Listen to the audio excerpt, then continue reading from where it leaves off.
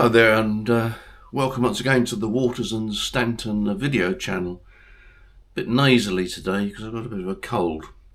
I was looking at a copy of Radcom 1965, and it brought back memories of how we used to use verticals. Now, I've published quite a few videos covering vertical antennas, but it's quite amazing how the way we use vertical antennas has changed over the years. My first vertical antenna was a high gain. I think it was a high gain antenna, covered 20, 15 and 10 meters.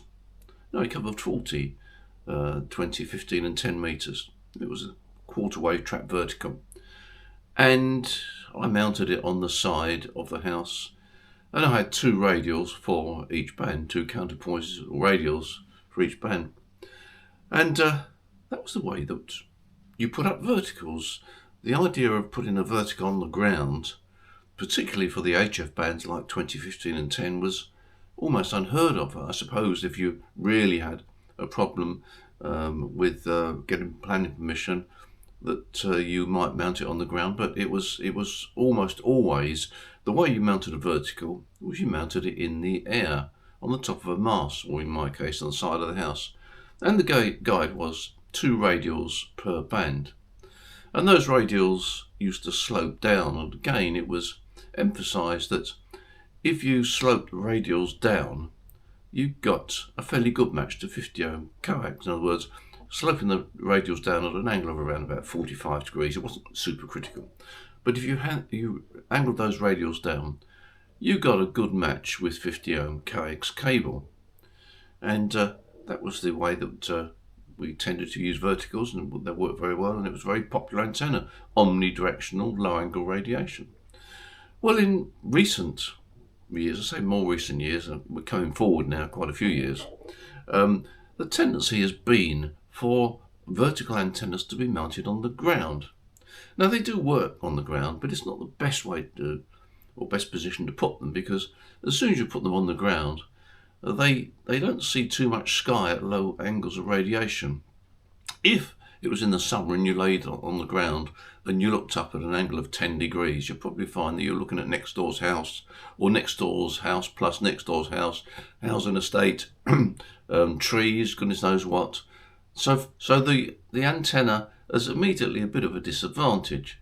And the other disadvantage is that when you ground mount an antenna, the performance of that vertical is very much dictated by the ground beneath it. And the ground beneath it in a normal QTH is probably not particularly good, so you have to put down quite a few radials. Now, if you were to plant that vertical in the middle of a field and it had a good 360 degree view of the sky, and you put down quite a few radials, it probably wouldn't be too bad. But the fact is that not many people have that situation to operate from. So putting radials on the ground is a requirement, and it means to say you've got to put quite a few radials on the ground. And if you've got the average garden, you don't want them caught up in the lawnmower, so you've either got to put them down in the winter and hope they sink into the ground, or otherwise dig up part of the garden and sink them in that way. Well, there is an alternative way of erecting a vertical, and this comes back to this article I saw in Radcom in 1965, when they show quite clearly that the antenna should be in the air, with radials coming away from it. It was commonly known as the ground plane antenna, which was a term that was regularly used on the HF bands to describe a vertical that was actually in the air. And there was a station not so many miles away from me that had one of these antennas high up on a mast. When I say it was high up on a mast, it was about 30 feet above the ground. And he was regularly working a VK on 20 metres in the morning. 20 metres in the morning was the favourite time to work into VK. And he had a very good signal into the VK. He was getting very good results. My antenna on the side of the house worked okay, but it didn't quite work as well as his ground plane well up in the air. So I guess that proves the point that if you can get an antenna to see a lot of sky, it's going to work better than an antenna that can't see so much sky. Now, I grant you that the vertical will work on the ground, so before you jump to your keyboards and start saying, I can't get it in the air. I'm not suggesting that you should put it in the air if it's not possible, but it's an interesting fact that things have changed, and I just wonder how many of you still use the traditional ground plane. One of the other aspects is, of course, that I think that probably if the antenna is in the air, you're not going to get so much noise pickup. Verticals are renowned for picking up noise, and I've explained this in previous videos why that is. It's the fact that a vertical does pick up more noise than a horizontal antenna. But I suspect that if it's raised up in the air, then the noise problem is not so bad. Again, you might want to comment on that. Now, another interesting fact is the Pat Hawker G3VA in Technical Topics around about the same time was talking about some anomalies with propagation, and he said that he found that during the summer months, vertical antennas in Europe, he was talking about a skip distance of about 1,000, 1,500 miles. Vertical antennas in Europe were putting in strong signals during the summer months into his QTH, and that these were coming from vertically mounted antennas in ground planes, I guess. And he said that he couldn't understand that fully. He did suggest that maybe it was because a ground plane had radials in there, and therefore the radials were also radiating high angle signal. But he said that didn't really support the theory of that, because horizontal antennas were down on vertical antennas. So in other words, a horizontal antenna would radiate high angle radiation if it's fairly low. And he makes this as an observation that this is a bit of an anomaly, because the vertical antennas should be emitting a fairly low angle signal, and it wouldn't tend to favour short skip. Anyway, he makes that comment in Radcom, and he's made that comment a couple of times, I believe, actually. But it does underline the fact that when we talk about propagation, we have to accept that we don't fully understand it. There's a lot of anomalies with propagation, and I've covered this in the past with my contacts a year or so ago with Brian ZL3XDJ, where I found that my horizontal antenna, only 28 feet above the ground, was working much better into New Zealand than my vertical antenna. He had the opposite experience. He found that his antenna in New Zealand, the vertical antenna, was far better than a horizontal antenna. I had one or two bits of correspondence from some American hams who suggested it was the polarity of the magnetic field in the particular area that the antenna is located.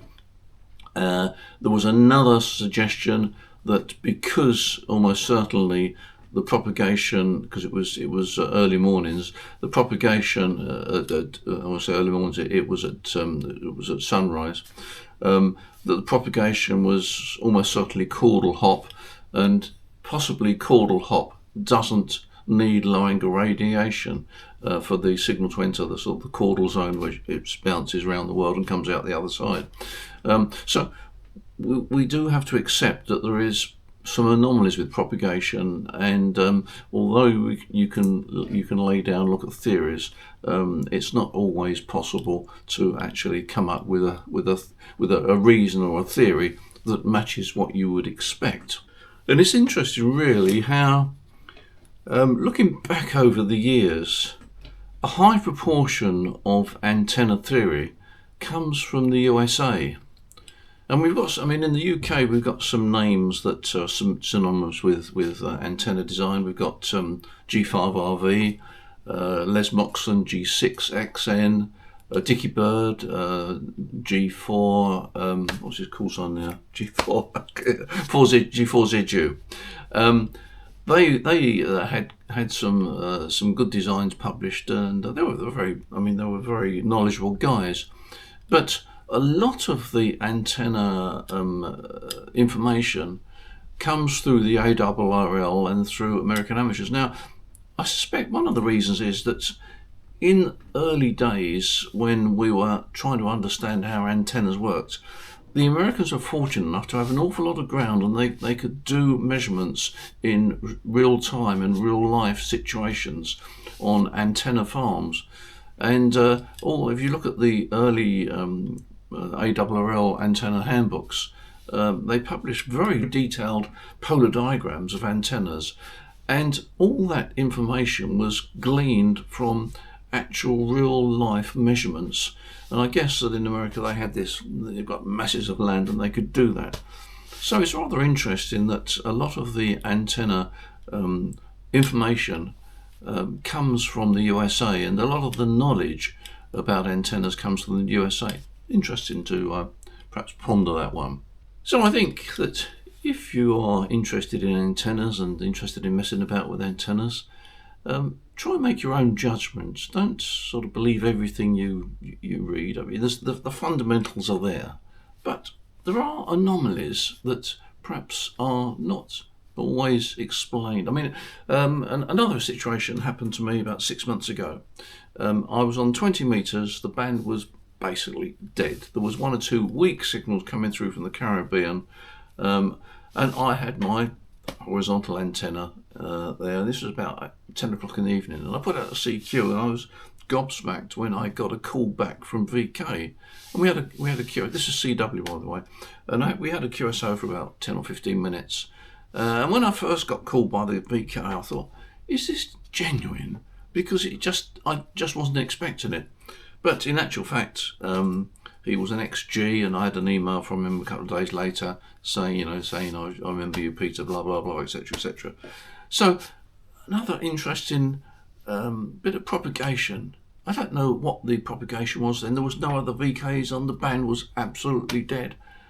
It just happened to pop up out of the noise. There we are. Interesting.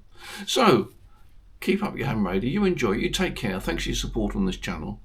And as usual, look forward to seeing you in the next video. Bye for now.